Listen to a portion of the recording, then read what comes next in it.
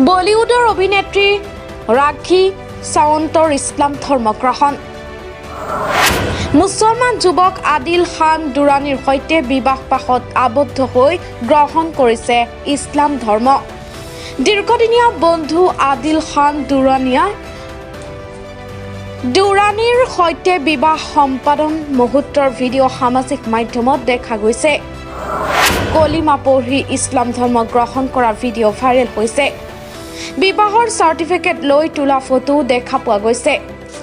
ৰাখী সাৱন্তে বিবাহৰ পিছতেই মুছলমান নাম ৰাখিছে। ৰাখী সাৱন্তে ফাতিমা নিজৰ নামৰ সৈতে ফাতিমা সংযোগ কৰিছে। টুইটযোগেও এই বিবাহৰ কথা প্ৰকাশ কৰিছে ৰাখী সাৱন্তে।